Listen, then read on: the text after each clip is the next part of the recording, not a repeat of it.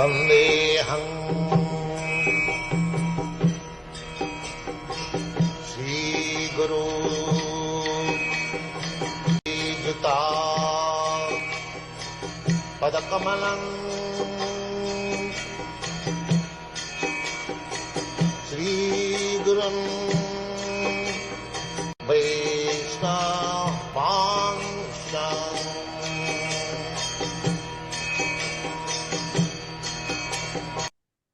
Hare Krishna, everyone. Welcome back to the 43rd episode of Paripraśna. Glad to have all of you. So, in today's episode, we are going to try and cover chapter number 12 of Canto 3 of Srimad Bhagavatam. So, chapter 12 is titled Creation of the Kumaras and Others. But before that, in the last two episodes, we have discussed the vastness of Krishna's creation as well as the magnitude of time. And in both the episodes, it was a really good check for all of us to feel how tiny we are in the grand scheme of things and how insignificant we truly are in connection with Krishna. So, in today's episode, we are going to see how Brahma is going to switch to his role as the secondary creator, and he's going to create the Kumaras. And why did the Kumaras deny or reject the order, the instruction that was given to them to create progeny? And as a result of that, how did Rudra come about? And then what happened? What did he do? So, like this, there are so many interesting things that are going to be discussed in this particular episode. So, hang on there and stick on to the until the end of the episode. So, as always, without further ado, let's go ahead and continue to inquire from His Holiness Bhakti Padma Saurabh Pracharak Swami Maharaj. Hare Krishna Maharaj, Dandavat Pranams, Jai Srila Prabhupada. Dandavat, Hare Krishna. So, Maharaj, in this chapter, Creation of the Kumaras and Others, I'd like to quote text 1 and text 2. Maitreya uvacha iti te varnitakshattah kalakyah paramatmanah mahima veda garbhota yata srakshi nibodhame. Translation. Shri Maitreya said, O learned Vidura, so far I have explained to you the glories of the form of the Supreme Personality of Godhead in his feature of Kala. Now you can hear from me about the creation of Brahma, the reservoir of all Vedic knowledge. And then the next text, verse 2. Sasarjagrendataamishram atha taamishramadikrit mahamoham cha moham cha tamaschajnana vrittayah. Brahma first created the nascent engagements like self-deception, the sense of death, anger after frustration, the sense of false ownership, and the illusory bodily conception or forgetfulness of one's real identity. So, Maharaj, here we see that Brahma's creation is beginning with ignorance, and he is specifically creating 5 types of ajnana vrittaya or types of ignorance. There is tamaha, there is moham, mahamoham, tamishram, andhatamishram. So, why did Brahma's secondary creation start with ignorance, and what are all these different types of ignorances? Without ignorance, how will people stay in this world? Mm-hmm. Mm-hmm. So if he creates this world and somebody has to stay here, is it? Yes. Somebody has to stay here, they should have ignorance. Mm-hmm. The first thing what is created is ignorance. Like when you create a jail, what do? You make all the shackles, you make all the rooms with iron bars, locks. You cannot have a jail without doors, without windows, without locks, without chains. You just have an empty ground and it's a jail. It doesn't work like that. So you need to have people to stay in this world. You need to be ignorant. Okay. So that ignorance has 5 forms or 5 levels. It starts with moha, it starts with tamaha, moha, maha, moha, tamishra, and andatamishra. Now, what is the meaning of moha? Tamaha. Tamaha means forgetfulness of one's relationship with Krishna. That is called tamaha. Okay. Jiver Swarupa Krishna Nityadas. When I forget I'm servant of Krishna, then everything starts. So that's the beginning of the mental existence. And there's also end of the mental existence when you start serving Krishna. So when I forget that I am servant of Krishna, that is called tamaha, ignorance. And that ignorance takes the form of moha, that is called illusion. That means to think, if I forget that who am I, then I have to think. I cannot be just having no identity. So then I start thinking that I'm the body. Aham mama iti ajnanaha. So aham is that moha, and that aham, when it expands, it becomes mahamoha. Say, this is, if I am, who am I? I am the enjoyer. So the object of enjoyment is mine. Because if I am the enjoyer, then I have to enjoy something. So I cannot enjoy something which doesn't belong to me. So this is mine. This is my house. This is my car. My wife. He is this. This is mine. Because first is, I am forgetful and servant of Krishna. If you're not servant, you think I'm the enjoyer. If I'm the enjoyer, then I have to see the objects of enjoyment as mine. And then when you see the objects of enjoyment as mine, then becomes tamishra. And there's no enjoyment. You cannot enjoy this world because you're not enjoyer. So then you get frustrated. You become angry on the objects or people or at yourself. Anger and frustration comes. Then ultimately, Andatamishra, that is, you feel, what is the use of my life? Let me die. Let me commit suicide or death itself. That is known as Andatamishra. Or sometimes people get drunk and become unconscious. Unconsciousness of anger. So there's a series of ignorance, expansion of ignorance, which starts from forgetfulness of Krishna. Forgetfulness of Krishna leads to remembrance that I am the enjoyer, which is false remembrance. And that leads to, if I am the enjoyer, then I have to enjoy. So the object should be mine. And of course, you just cannot enjoy anything in this world because you are not the enjoyer. People say I'm enjoying, but you cannot, impossible. Because you're not the enjoyer. Just not possible. In spite of all the objects of enjoyment, they're going to give frustration. And so those who have not many objects of enjoyment, they have a simple house and not much money, they're not very frustrated. But if you go to some rich society where people have lots of money, they try to enjoy, they're frustrated. That is where they start drinking alcohol. That's called drinking alcohol, is known as andatamishna. Means you want to die, become unconscious, because how long can you have this frustration? It's impossible for living it to have frustration. So that becomes the basis of the shackles of material world. First shackles are created, then only material world's creation is successful. Otherwise, without shackles, how the material world will be successful? The same words are used by Patanjali also, but he uses a different word for it. He says avidya, then we have avidya, raga, dvesha, abhinivesha. These are the words which he uses. That is how ajnana takes different forms. So many places in the scriptures you will find these 5 kinds of ignorance have been described in different ways. Avidya, asmita, raga, vinivesha, dvesha, vinivesha. So different words are used, but ultimately it means the same. Okay. Thank you, Mara. So now that we understand the need for ignorance for us to exist in this material world and the various types, so why does Brahmaji feel dissatisfied with this creation? Like in the text 3, it is given, seeing such a misleading creation as a sinful task, Brahma did not feel much pleasure in his activity, and therefore he purified himself by meditation on the personality of Godhead. Then he began another term of creation. So why does he feel dissatisfied, and What does this convey to us about the nature of the heart of a devotee?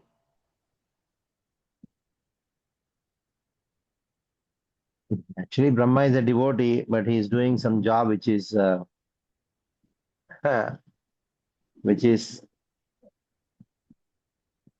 service to Krishna, seva to Krishna, but it is unappreciated. Mm. Like the police department, Mhm. you had to put the chore in the jail, Mhm. but ultimately they are citizens only, na? Even though they are chore, even though Mm. they are thieves.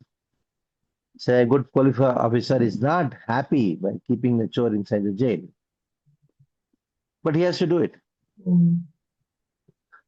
to keep others happy or others safe. Like for example, mother beating the child. Is she happy beating the child or what? No. But he has to do. So service to Krishna he has to do. At the same time, he's not very happy in doing that. That's the condition of Brahma. Mm. Okay. Yeah. So Maharaj, moving forward, now he is beginning the next term of creation. So quoting the fourth verse here. Sanakam cha sanandam cha sanatanam athatmabhuhu sanatkumaram cha muni nishkriyan urdhvaretasah. In the beginning, Brahma created four great sages named Sanaka, Sananda, Sanatana, and Sanatkumara. All of them were unwilling to adopt materialistic activities because they were highly elevated due to their semens flowing upwards. So, Maharaj, here it is said the Kumaras were created from the Vidya Shakti. So, is Vidya Shakti the opposite of ignorance? And how do we understand that the Kumaras were born from the Vidya Shakti potential? Maya has two potencies, Vidya and Avidya. Mhm. Now, Vidya is the thing which binds to this world, Mhm. and Vidya gives the understanding that this world is a place of misery. So, Vairagya. And an understanding that how this world is temporary, that is Sankhya. Mhm. Understanding that how this world is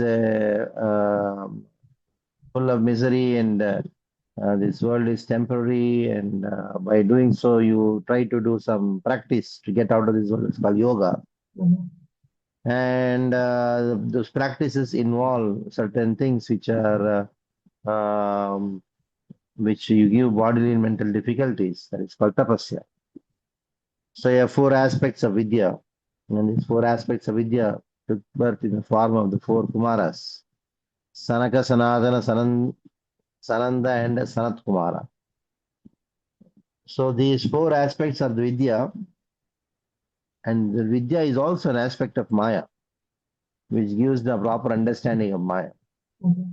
Beyond Vidya and Avidya is Krishna consciousness. Mhm. That is Bhakti.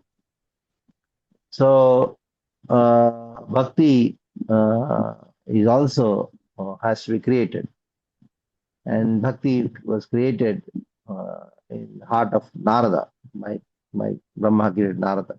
Mhm. In this way, you have the two aspects of Maya, Vidya and Vidya, and beyond these two is Bhakti. Okay. So, Maharaj, these four Kumaras, when we read the purport of Prabhupada here, he's saying they represent four types of transcendental knowledge: Sankhya, Yoga, Vairagya, and Tapas. If you could elaborate on this. Already done it in a short form. Mm-hmm. See, there are four aspects of Vidya. What is the first aspect of Vidya? Is Vairagya. Means this world is a place of misery. Mm-hmm. That is the beginning of spiritual knowledge, though it is not spiritual knowledge in total. It is beginning. So when you are understanding that this world is full of misery, Mm-hmm. then somebody tries to adjust. Okay, let us experience this misery and then come on, adjust. No, the problem is even the misery is temporary. One misery you get adjusted to, you get another misery. Okay. So the misery is also temporary. Mm-hmm. That's called Sankhya. Mm-hmm. Understanding this world is temporary. And then you cannot have just Sankhya alone. You have to have some practices to bring Sankhya into realization. That is called yoga. Mhm. And yoga is not possible without tapasya. So in this way, you have these four aspects of vidya. Okay. All right. So, Maharaj, we see here in the fourth verse, it was said, all of them were unwilling to adopt materialistic activities. And then in the fifth verse, we see Brahma spoke to his sons after generating them. My dear sons, he said, now generate progeny. But due to their being attached to Vasudeva, the Supreme Personality of Godhead, they aimed at liberation and therefore they expressed their unwillingness. So, just quote the shloka also. तन्भभाषे स्वभूपुत्रान् प्रजासृजत पुत्रकाः तन्नैच्छन् मोक्षधर्माणो वासुदेवपरायणाः. So very nice, Vasudeva Parayanaha. So the Kumaras were ordered by their father to create progeny, but then they refused to do so. So number one, looks like everybody can exercise their free will. Nobody is coerced into doing something. So here the Kumaras are exercising their free will and they're saying we are not interested in doing this.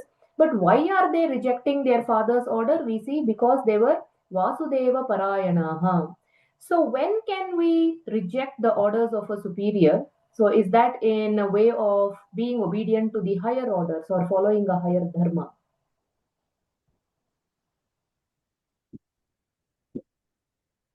See, the question should not be when can we reject the order of the superior, Okay. because you cannot reject the order of the superior. Mhm.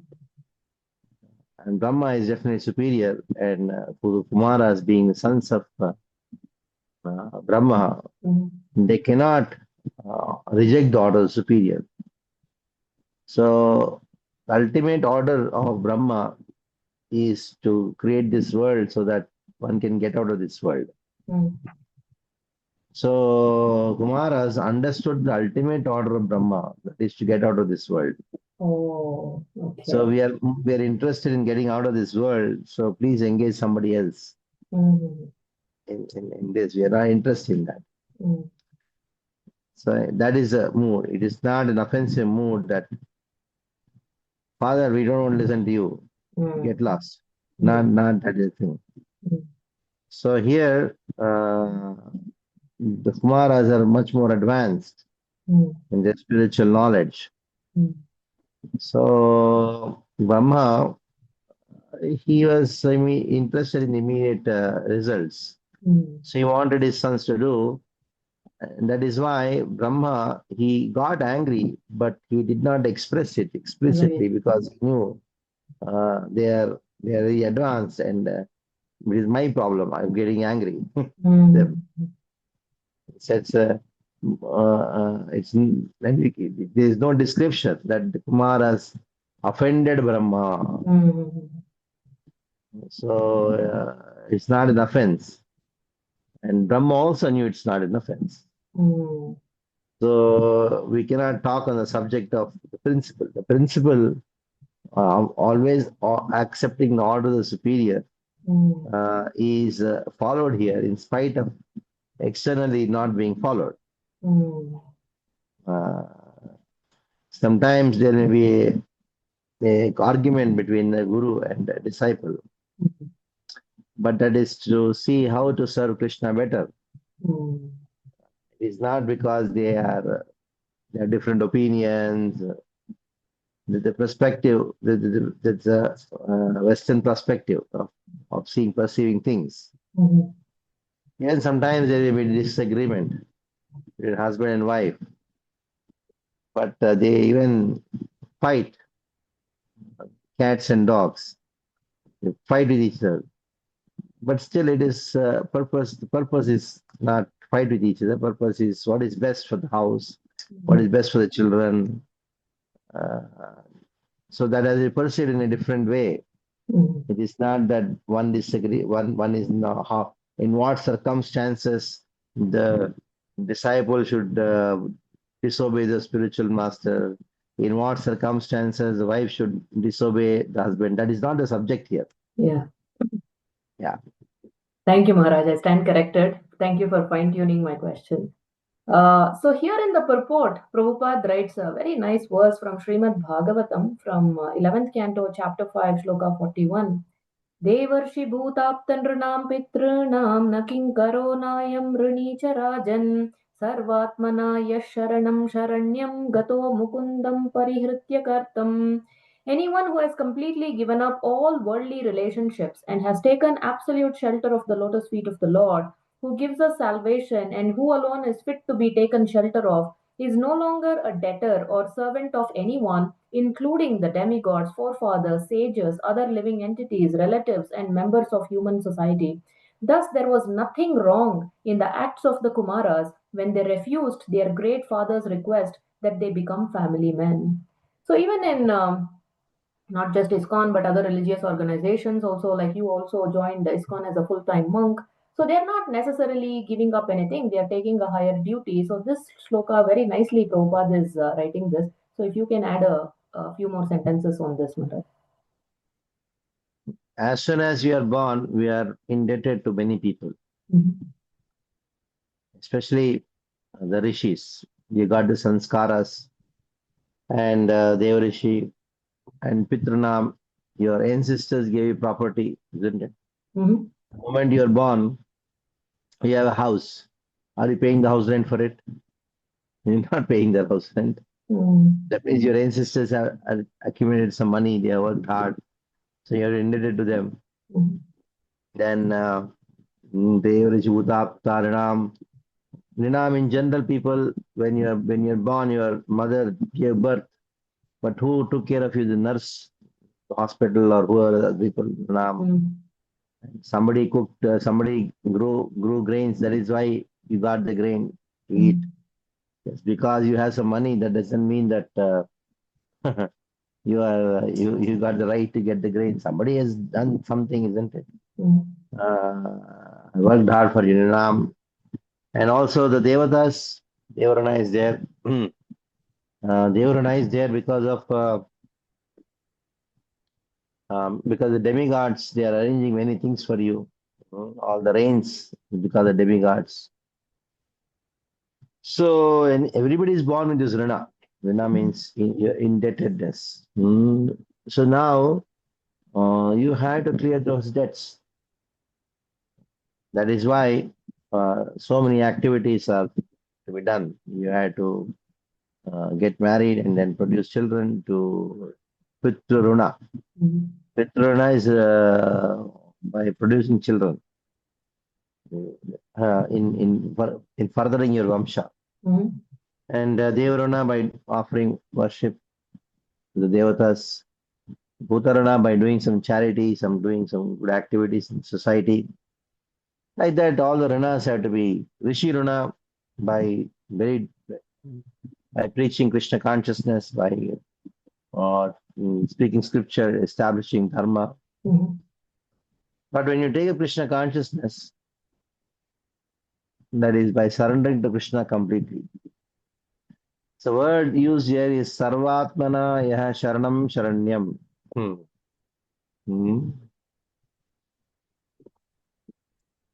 Sarvatmana Yaha. One who is Sarvatmana, completely surrendered. That means he is a sannyasi. He has no connection with the house in terms of getting the property, having his own property, his own bank balance, totally dependent on Krishna.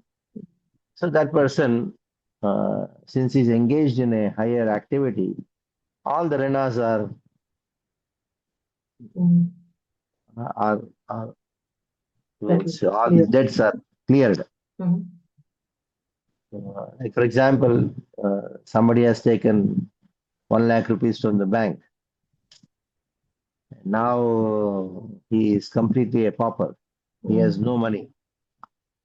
And what will the bank do? Isn't it? Even if you are to put him in jail, the bank has to spend in the court a lot of money and all these things. You're nothing. You know, then they say you get lost. In future also, if you get property, it attached, but because he has no bank balance only, bank account, nothing. Is there no property, nothing? What will they attach? Because he's not attached to anything, they cannot attach anything. So since he is not attached to anything, only attached to Supreme Lord. All the renas are. That is why the best thing to get cleared of all the debts is to completely surrender to Krishna. Raise your hands. Chant Hare Krishna, raise your hands. But on the other hand, those who are not completely surrendered, they had to follow all the Vedic regulative principles of kartavya or responsibilities, and then try to fulfill these renas. So at the same time, some may be sarvatmane sharanam sharanyam, but he's a grahastha, but to set example for people, he still has to do the shraddha, etc., etc. Yes. So Maharaj, but here is a word of caution also, isn't it? In the name of Krishna consciousness, in the name of taking up higher responsibility, one should not become irresponsible as well. So it cannot be an escapism or irresponsibility. Yes. For that, you had to give up all attachments. You had to have no bank account, no property on your name. That's the first thing. You cannot have a bank balance and then bank account and your property on your name and then think that I'm a sarvatmana sharanam sharanam. Because ultimately people are dependent on you. If you have money with you, then you think that, oh, this will save me. That means your connection with your everything is there. The sannyasi should not have any bank account. They should have any property on their name. The whole world is their property. And everybody's bank account is their bank account. Because everything they see everything as Krishna's property. And I'm a servant of Krishna, so I can take anybody's property. Use it service of Krishna. We are not giving that is a different thing. Yeah. But he sees like that. Interesting. You kind of alluded to Brahma's reaction to this Kumara's refusal. So we see in the text number 6, on the refusal of the sons to obey the order of their father, there was much anger generated in the mind of Brahma, which he tried to control and not express. So Maharaj, here, what can we say about the emotional maturity of Lord Brahma? First, he did not force the Kumaras. He didn't say, no, you have to create progeny. When they refused, he respected their decision. And number two, he did not disown them. He didn't say, you're no longer my sons or something like that. And also, he got angry, but he did not express it. So if you can enlighten us on the emotional maturity of Brahma. If Brahma is not matured, who else can be? He has got 4 heads. Yeah. So it's not easy to be Brahma. Because on one hand you have a task to achieve. On the other hand you have people not following what you say. Very difficult. And you know that they are right. Yeah. So very difficult job. So like a temple president, very difficult job. You have to accomplish a job. Targets are there. It's funds. At the same time, you want the devotees to chant Hare Krishna, hear Bhagavatam, and have an anxiety-free life. It's very difficult work. Yes. I know how difficult it is. Over the mic and then ask people to go and work hard for Krishna. Oh, they're already fed up with their life, already in anxiety. And all of them have come so that they can have a peaceful life in Krishna consciousness. And here we advertise that Param Shanti Digachati. And once they come, they have become more Ashanta. Most of the people come so that they can have a peaceful life in Krishna consciousness. Yes. I want to have peace. But here they come, they become more disturbed. They're fed up with all material affairs. You ask them to raise funds for Krishna, go door to door. They're already fed up with this world and you say, go into the world. So, Naturally, you have to be very mature, Mm. deal with matter, and use matter in Krishna's service. Mm. If you're not matured, then you cannot manage things. Mm. Otherwise, Brahma, how can he be a manager of this world if he's not Mm. mature? Mm. So mature means to see everything from the perspective of Krishna, Krishna consciousness. Mm. That's what Brahma did. Okay. He saw their disobedience Mm-hmm. as bhakti, Mm. and he saw the bhakti in them. Mm. They saw, Brahma could see obedience in their disobedience. Mm. So that's called maturity. Mm. If somebody is uh, talking ill about you, Mm-hmm. maturity means what? He's upset with me. Let me talk to him. Mm. Maturity means what? Hey, he's talking ill about you. I'll also talk ill about you. He's the get him out. Mm. Yeah, children, even in the house, wife, she starts shouting and yelling, and she would say that I'm going out now. You get lost. Why I'm going? My husband is matured. What is say? All these things she's saying because of some other reason. It's not the reason. There's something else behind us. So he tries to find out and then solves that. Mm. Good. The reason may be very simple. That's the marriage anniversary, and then he forgot. So that is the reason. And then it comes in a different way. That's called Mm. maturity. Okay. Like that. Mm-hmm. Brahma is matured. He should know how to manage things. Mm. Very nice. Good. Looks like some practical lessons for all the leaders and managers. So, Maharaj, going forward into the next section, so we see as a result of this anger, just reading the translation text 7, although he tried to curb his anger, it came out from between his eyebrows, and a child of mixed blue and red was immediately generated. After his birth, he began to cry, O destiny maker, teacher of the universe, kindly designate my name and place. The all powerful Brahma, who was born from the lotus flower, pacified the boy with gentle words, accepting his request, and said, Do not cry, I shall certainly do as you desire. Thereafter, Brahma said, O chief of the demigods, you shall be called by the name Rudra by all people because you have so anxiously cried. So, Maharaj, what can you say about generation of Rudra? And then, is there any symbolic significance to these colors, blue, red, a mixture of that? Every bhava, mood has a particular color. Okay. So Brahma, he had anger. Anger is red Mhm. in color. That is the nature of anger. That is the color of anger. Okay.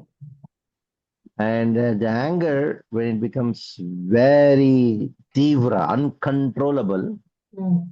that becomes blue. That Oh. shows frustration. Mm-hmm. That is why red and blue are actually products of anger, colors of anger. Mm-hmm. So, since that leads to frustration, anger is frustration, the personality who came out was crying. Mm. When you're frustrated, you cry. Mm. There are many different varieties of cry. Okay. You cry for something, you cry out of frustration, you cry out of anger, uh, you cry in ecstasy, all these things are there. Not all cries are the same. Uh, all tears are not the same. There are some crocodile tears too. Mm. Uh, so, well, this personality who came, he was named Rudra because he was crying. He had this bluish red complexion Mm. because he was born out of anger and frustration of Brahma. Mm. Okay. So Maharaj, in Bhagavad Gita also in 3.37 we see Kama Esha, Krodha Esha, Rajoguna, Samudbhavaha. So Krishna talks about how lust is our eternal enemy and Krodha is a natural byproduct of Kama and all that. And here we see now Brahma is giving 10 different places where Rudra can stay because he asked, give me some, designate some places. So, my dear boy, I have already selected the following places for your residence: the heart, the senses, the air of life, the sky, the air, the fire, the water, the earth, the sun, the moon, and austerity. So, why does he give these 10 places? What is the significance? Like the heart, how can we understand in our own heart, in our senses, in all these places where Rudra resides? Primarily, Rudra resides in heart, and that is the place where there is Mithya Hankara is there, the Okay. false identity. That is why those who want to get out of this Hankara first has to worship Lord Shiva, Rudra. Okay. Originally, who is in the heart of Rudra? Sankarshana. The Sankarshana is the presiding deity of Ankara at the spiritual level. At the material level, the presiding deity of Ankara is Rudra. Okay. And what happens? First, the anger, it manifests in the heart and comes to the senses. It comes to the senses. And that is why senses are described. See, first you can see eyes have become red. Mm. And then the hands and feet also become red. Then what happens? Then your whole body starts shaking. That means the whole body is filled with prana. Mm. That is why the anger resides in prana. Then comes the words, sound.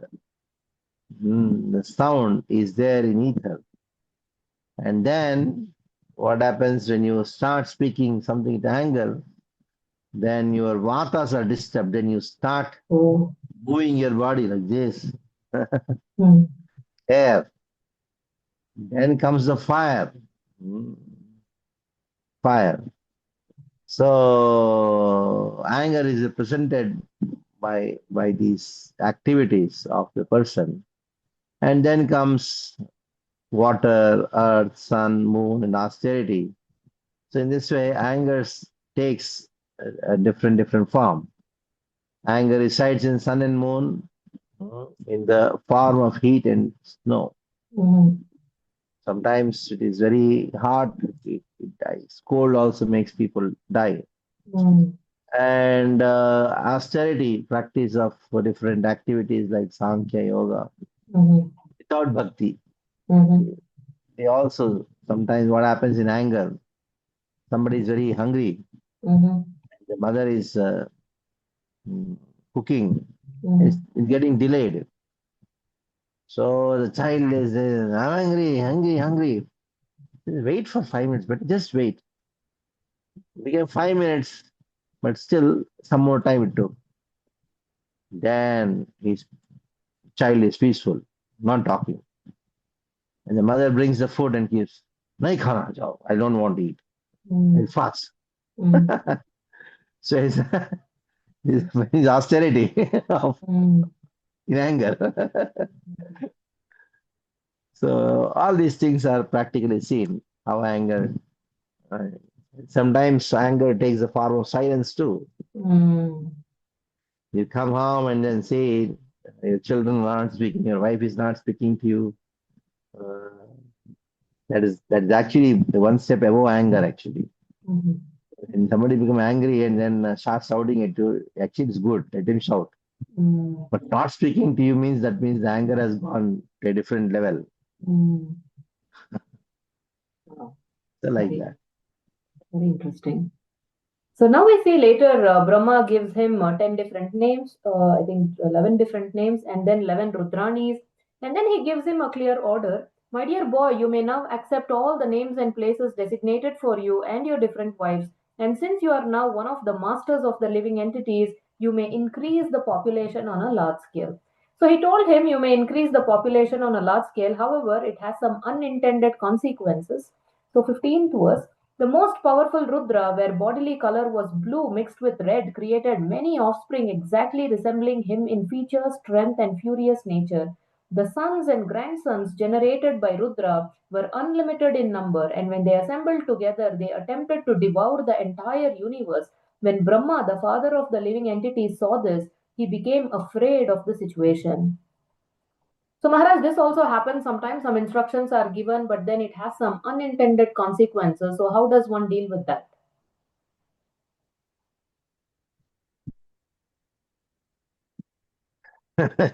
How do you deal with unintended consequences? So you do anything in this world, you will have all kinds of consequences. Mhm. Intended, unintended, unimaginable. mm, Mhm. Because anything you do, it cannot be perfect in this world.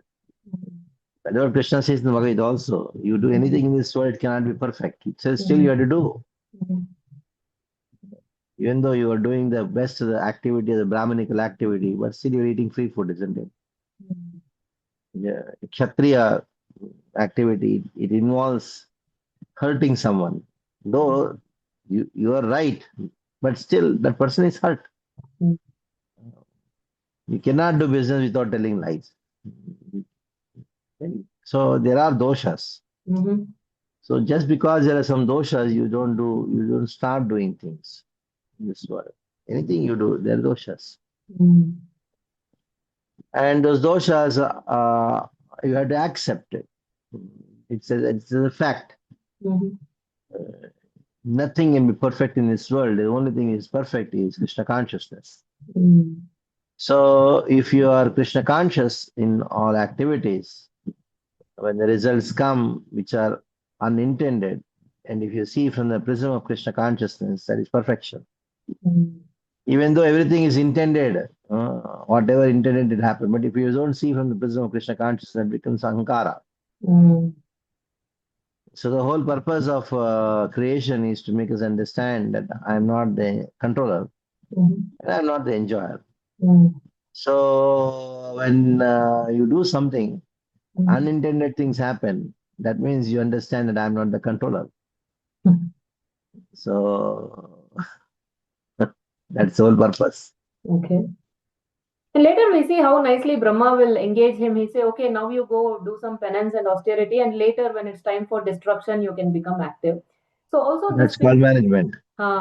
that's where I exactly where I was going. Yeah. So seems like managers and leaders must be very expert in engaging everybody according to their nature, isn't it, Maharaj? Yes, yes, yes, yes. That should be their nature. Mm. Oh, okay. So, Maharaj, later moving forward, we see there are various manifestations from Brahma's body and mind. So, it's quite an elaborate section where from different parts of the body and different parts of various things. So, is there any significance which part of the body of Brahma certain manifestations are coming out? Yeah, there's a long list of it. Yes. Which part of the body of Brahma, what comes out. Mm-hmm. That's there. Just have to go on reading that particular section of what comes out from which body of Brahma. Mm-hmm. That's all. Okay. Okay.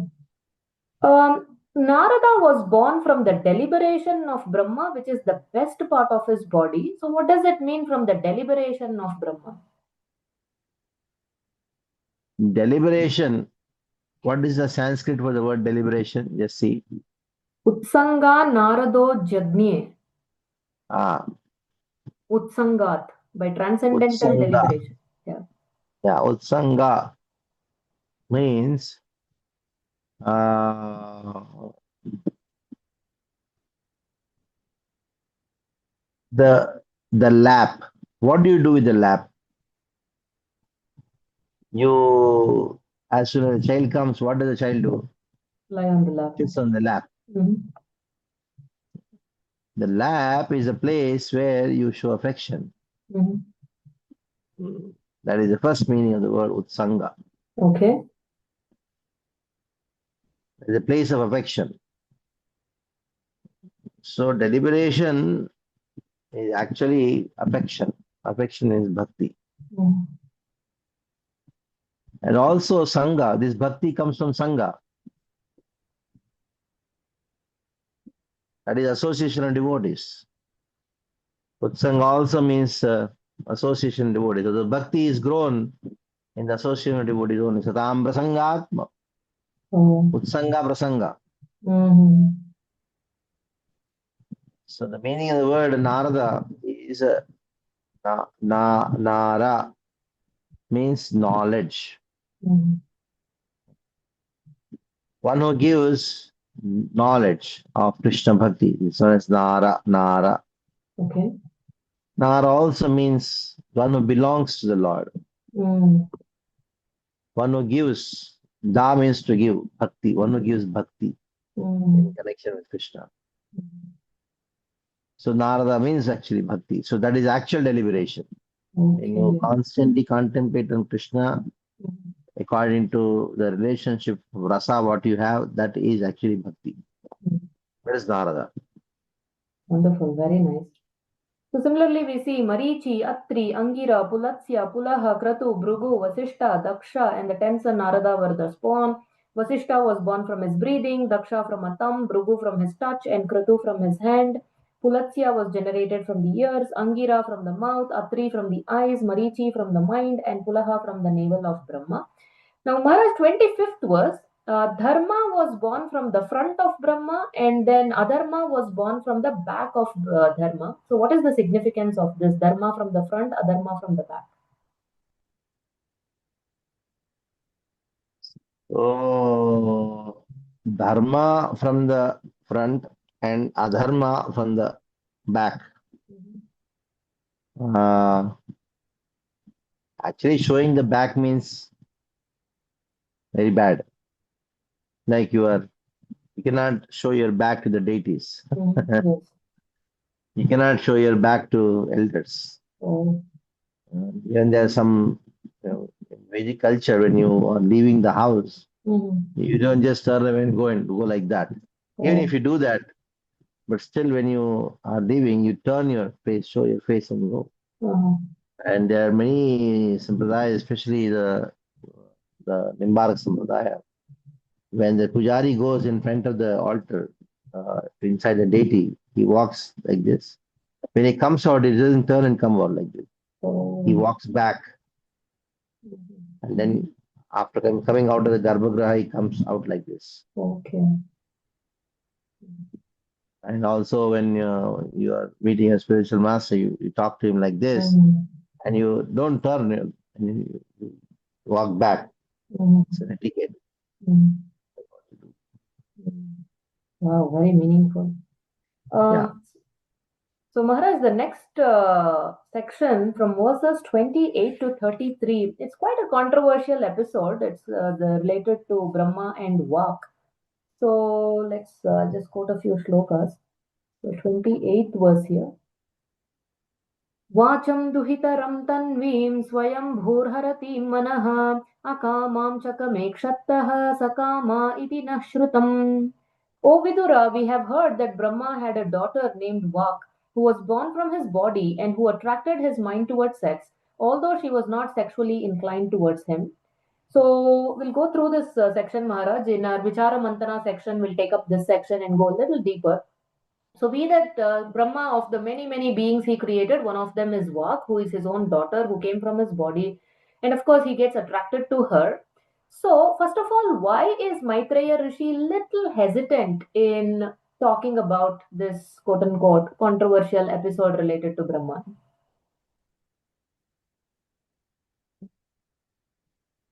Yeah, because of offending, because of a fear of offense. Mm-hmm. So that is why the Vacham Vitaram Tanvim Swayambur Hratim Maha Akamam Tachme Kashatta Sakama Iti Naha Shrutam. So the word which is used here is Iti Maha Shrutam. We have heard. Mm. Actually, no, it's truth, but still, he is very respectful. Mm. Actually, I'm not supposed to say, "Now, why did Brahma do like this?" No, we have heard something like that. Uh, uh, I know it's not a fault. Mm. So if I speak as if it is a fault, then it's an offense. I don't want to do any offense. So he heard something like that, that fall down of Brahma. But actually, it's not the fall down of Brahma. It's the fall down of the Marichis Oh. who laughed at Brahma. Oh. So in that way, when you hear something which is not really appropriate done by some superior, somebody like Brahma, then you should be very careful and take that case in a different way. It's not the same way. Okay. Yeah. So is there a deeper purpose why he does include this episode in Bhagavatam? He could have conveniently left it out. Yeah. Again, the same thing. There are certain things which has to be included, though it is not very palatable for the higher purpose of instruction. That is why the scriptures, they say you cannot sit even on the same platform alone with your own mother, your own sister. Where is my mother and my sister? We cannot.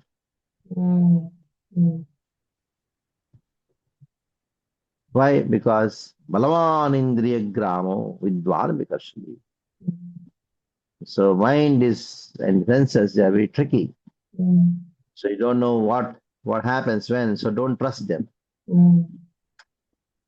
So to give this instruction, and Brahma, such a great personality, something can happen like this.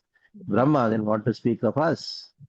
So that's the reason. To give instruction, sometimes unpalatable things are also spoken.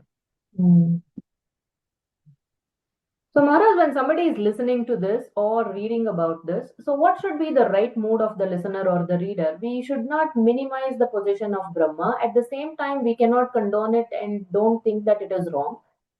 We have to know the reality, but at the same time, how we can draw the lessons for us. It is not that you should not think it is wrong only. The whole purpose of this thing to show that how even Brahma can do wrong, what to speak of you. Be careful about it. That's all. Okay. So Maharaj, what is also interesting here is the way his own sons also very respectfully, but at the same time they point out that for someone like you, this is not, this is not the right thing to do. So very nicely they say, thus finding their father so deluded in an act of immorality, the sages headed by Marichi, all sons of Brahma, spoke as follows with great respect. O father, this performance in which you are endeavoring to complicate yourself was never attempted by any other Brahma, nor by anyone else, nor by you in previous kalpas, nor will anyone dare to attempt it in the future. You are the supreme being in the universe, so how is it that you want to have sex with your daughter and cannot control your desire? Even though you are the most powerful being, this act does not suit you because your character is followed for spiritual improvement by people in general.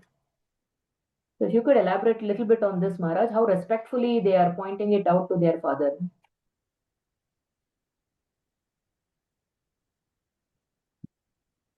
Yeah, the translation what you read is self-evident.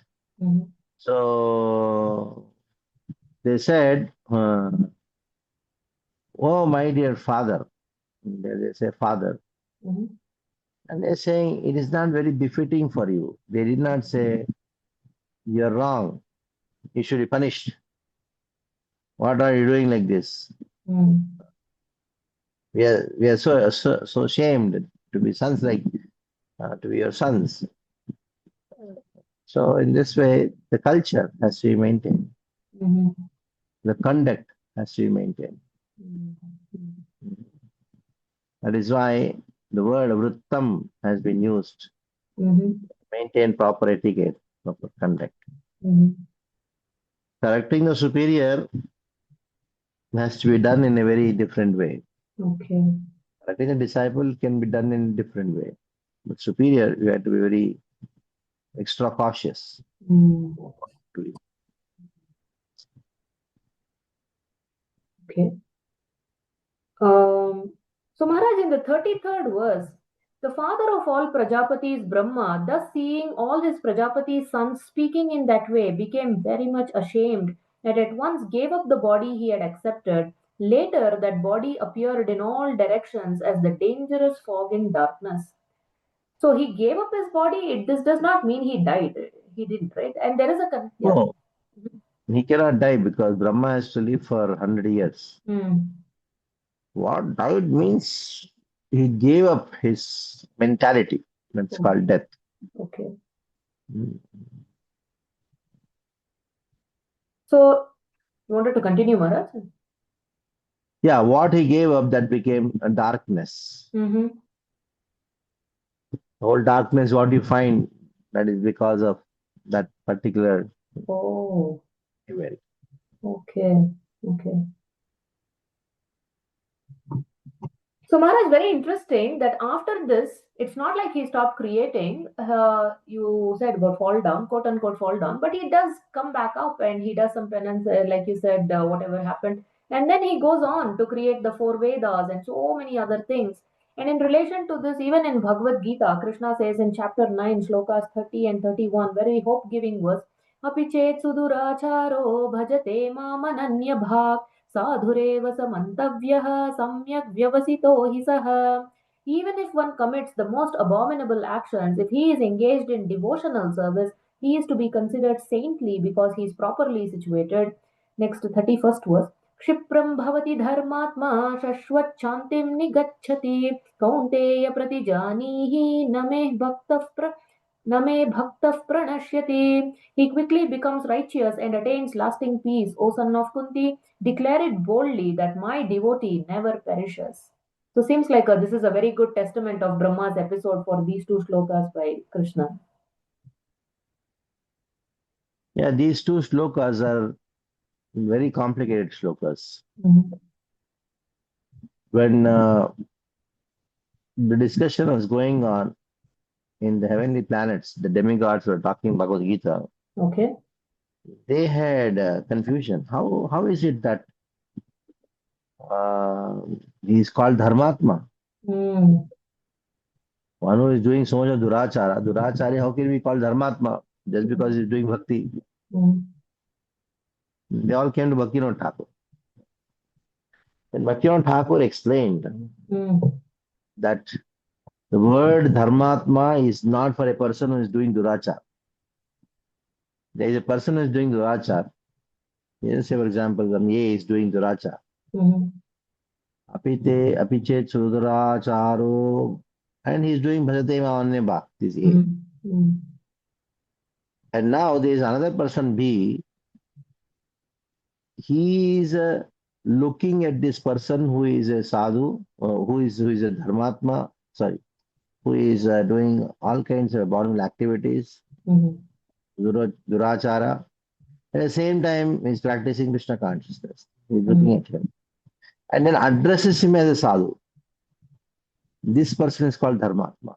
Oh, very interesting. Chipram, this person, Chipram, very soon. Chipram bhavati dharmatma. This dharmatma, Chipram bhavati, what happened? Chipram dharmatma, shashvat shantiri gacchati. Kaunteya prajita, name bhakta, that bhakta, who is the bee, that bhakta, he will not fall down. Wow. Not talking about A, it's talking about B. Yeah. Wow. Okay. So Maharaj, Brahma has done, for example, Brahma has done some abominable activity. Just taking for the circumstance. Yes. And now you look at Brahma and then say, still you call Brahma a sadhu. You call Dharmatma. Okay. That means one who doesn't commit Vaishnava Aparadha. Very nice. Very instructive.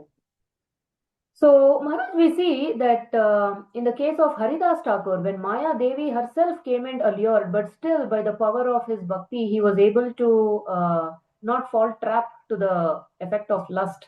So what can we learn? So what are some practical ways? So like you rightly pointed out, even if a great personality like Brahma can get allured like this, then what to speak of us? So how can we safeguard ourselves from the inclinations of becoming lusty? Never be alone. Mm. Bro. Never be alone. Mm. That is the first.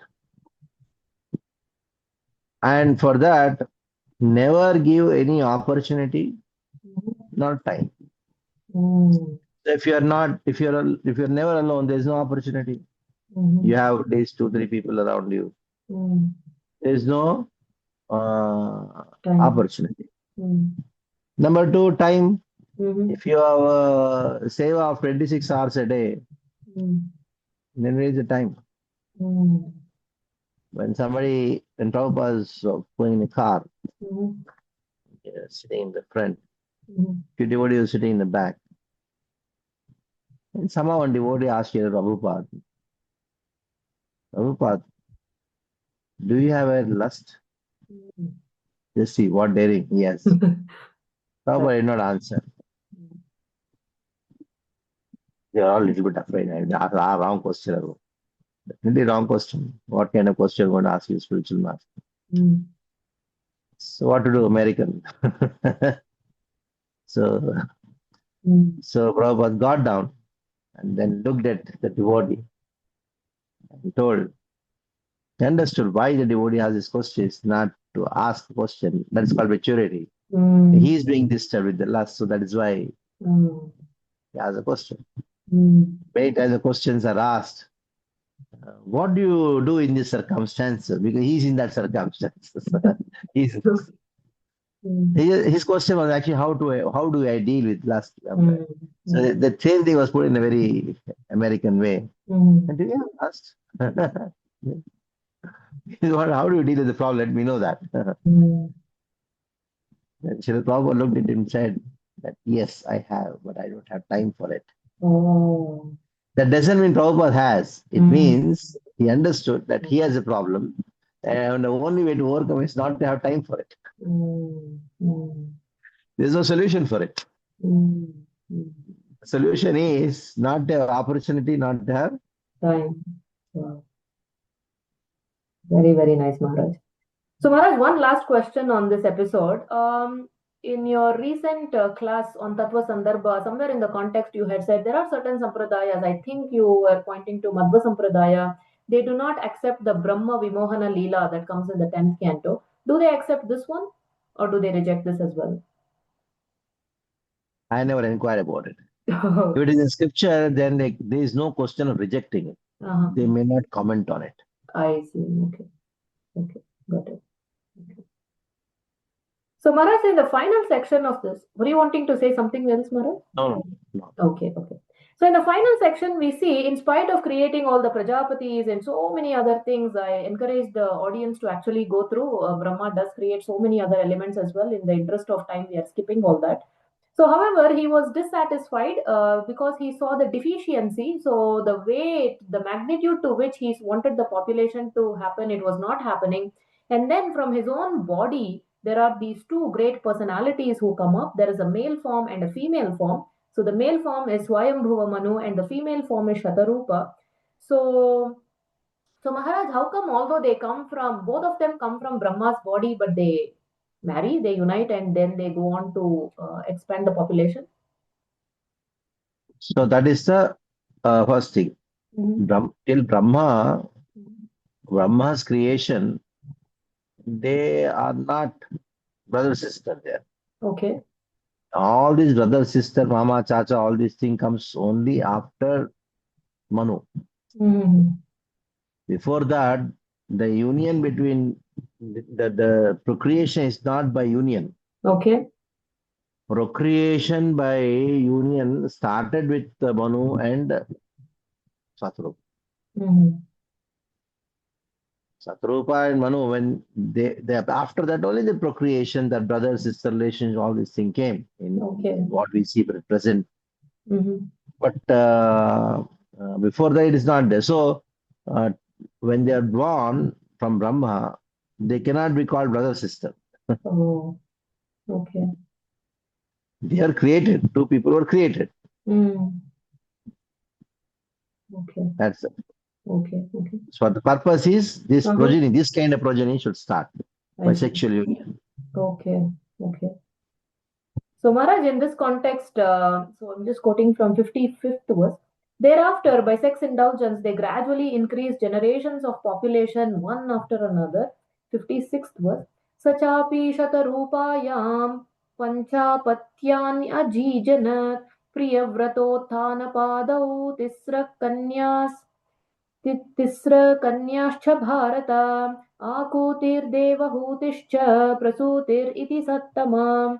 O son of Bharata, in due course of time, he, that is Swayambhuva Manu, begot in Shatarupa 5 children, 2 sons, Priyavrata and Uttanapada, and 3 daughters, Akuti, Devahuti, and Prasuti. Then the 57th was the last verse of this chapter. आकूतिं रुचये प्रादात् कर्दमायातु मध्यमां दक्षायादात् प्रसूतिं च यत आपूरितं जगत्. The father Manu handed over his first daughter Akuti to the sage Ruchi, the middle daughter Devahuti to the sage Kardama, and the youngest Prasuti to Daksha. From them, all the world filled with population.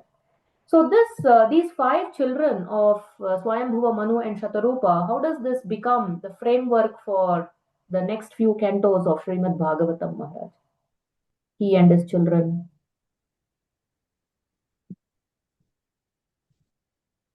So this starts a new chapter Mhm, in the entire Bhagavatam mhm, because Manu uh, and Satrupa, they have a daughter, Devayuti.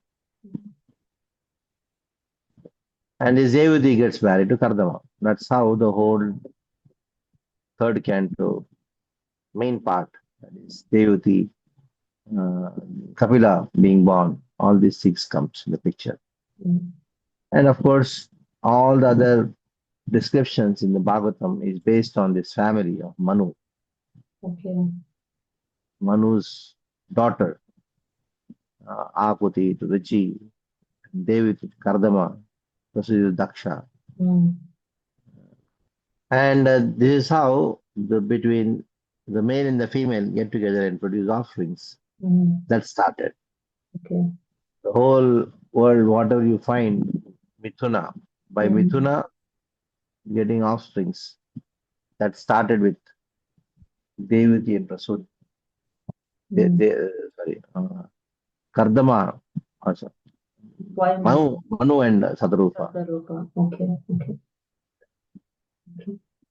So, Maharaj, one question on Anushrilanam, the practical application. So, we see that in Brahma's creation, initially in this chapter, first of all, he was dissatisfied after creating ignorance, and then he did penance and continued. And then after that, he was, there was the disobedience of the Kumaras.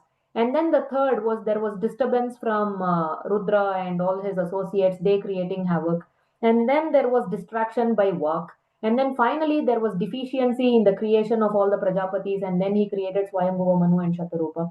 So, in spite of all these things, dissatisfaction, disturbance, distraction, so many different things, still Brahma is very persistent in the order that was given to him and how he is going about executing. So, similarly, in our sadhana, in our seva also, so we cannot expect an obstacle-free journey. There are going to be obstacles, disturbances, and all that. So, how can we also follow in the footprints of Lord Brahma and we also be persistent in our own spiritual endeavors? Our endeavor should be to be persistent Okay. with your understanding that the success is not in getting results. Okay. The success is in being persistent. Mm. Persistency is a success. Okay. Okay. Success cannot be measured by external things. Mm. Oh, he is a successful businessman. What does it mean? Mm-hmm. He has made a lot of money. But tomorrow he loses all the money. Mm-hmm. He's unsuccessful businessman. Mm. Can you define like it? No. In spite of he losing all the money, he's a businessman. Mm. Mm. So he'll continue his business. Mm. So defining success, even in the middle point of view also, is how perseverant you are. Mm. Then want to speak of spiritual life. Mm. Success and failure is based on Krishna. Mm. He gives success, he gives failure, it's up to him. Mm. But in all devotees' endeavors, Mm. devotee's success is Krishna's success. Devotee's failure is Krishna's failure. So if Krishna wants a failure, let him give failure. If Krishna wants success, let him give success. Mm. But what is in my hand is only to be persistent. Mm. That's what I'm in my hand. I'll do that. Mm.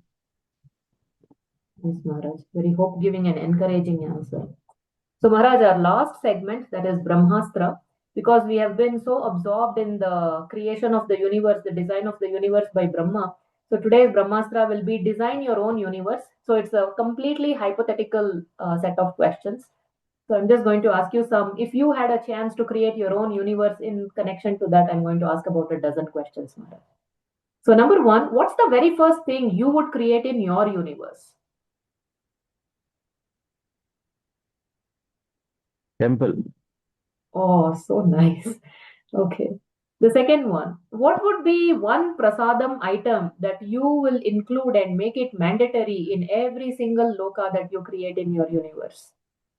Ghee. What, Maharaj? Deshi gai ka ghee. Pongal. Oh, oh, Pongal. okay. Pongal, okay, okay, got it. Ghee. Lot of Uh, ghee. uh-huh. Both pongals. Okay, nice. Chakar pongal and pen pongal. Okay, wonderful. Yeah, full of ghee. That gives brain to people. Okay, got it. Number three, would mosquitoes exist in your universe? Definitely. They exist to suck the blood of the demons.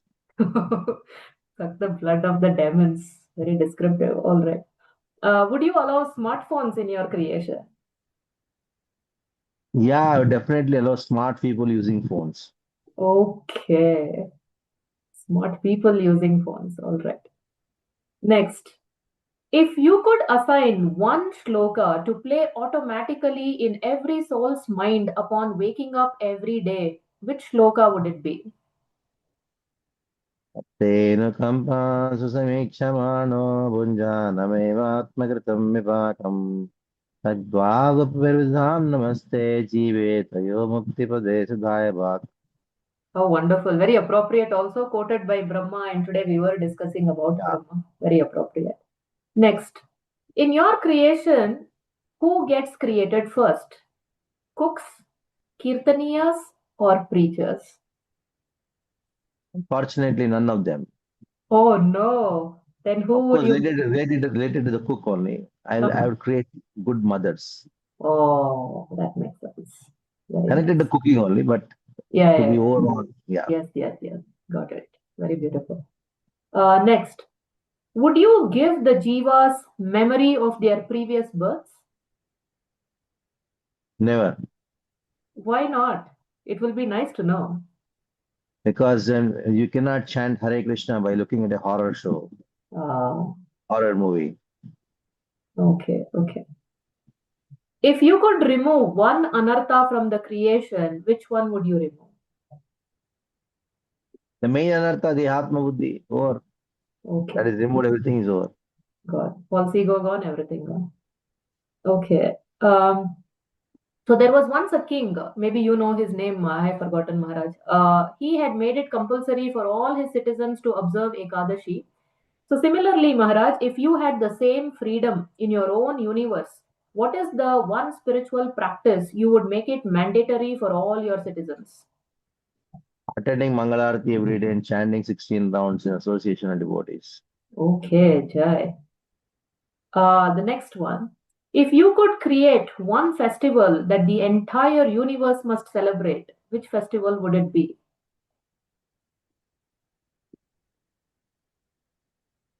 Of course, when you say festival, it doesn't mean only Janmashtami or Radhashtami. Uh-huh. For a devotee, every day is a festival. Oh. So I would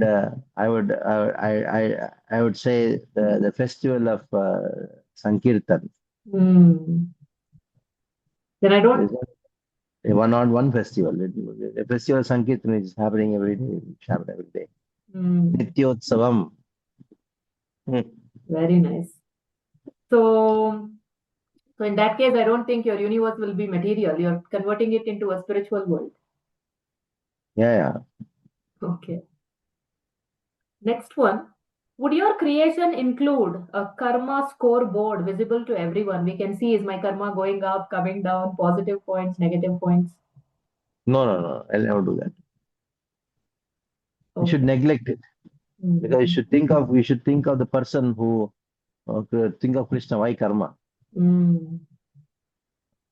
Karma is not an important thing. Okay. Because we are not interested in either the reduce karma and increase good karma, bad karma, getting reduced, increasing good karma. Mm. Tavyan tadhavantu bhagat pura karma roop. Neglect it. I'll let happen order. Etat prartyam bhavatam janma janmantarebi tat padam bhurivata nischala bhakti rastu. Prashekhalvas. Gundamala stotra. Okay. Last question, Maharaj. Once your creation is complete, you step back and admire it. So, what detail would make you smile the most when you look at your creation of your universe? It is not created by me, it's created by Krishna. Jai Ho. Okay, nice. Thank you, Maharaj. Brilliant answers. Really appreciate it. So, thank you, Maharaj. Week after week, especially even on some sensitive and delicate topics, also you never hesitate and very spontaneously you handle with such gravity, maturity, and with such depth. You give profound answers. Many a times I have to go back and listen to them again and again, especially certain sections. So, very, very indebted to you, Maharaj. Thank you so much. So, Hare Krishna, everyone. There we go. So, this is the end of 43rd episode. But in the next episode, when we come back, this creation of Brahma is going to continue further. So, just now in the Brahmastra segment, Maharaj was talking about Nityotsava. So, in the further chapters, we see Lord Varaha is going to manifest. First of all, there are going to be varieties of Varahas. And then there we see Varaha went back after killing Hiranyaksha to a place where there is Nityotsava. So all that and more we are going to continue to discuss in our further upcoming episodes of Pariprashna. So don't go anywhere, and also please tell all your friends and family that there is something like Pariprashna going on. Share this link with everyone so they can also become a part of this Nityotsava week after week where we discuss and relish Srimad Bhagavatam together. So I'll catch you in the next episode. Until then, take care, and as always, stay inquisitive and stay Krishna conscious. Hare Krishna. Hare Krishna Maharaj. Hare Krishna.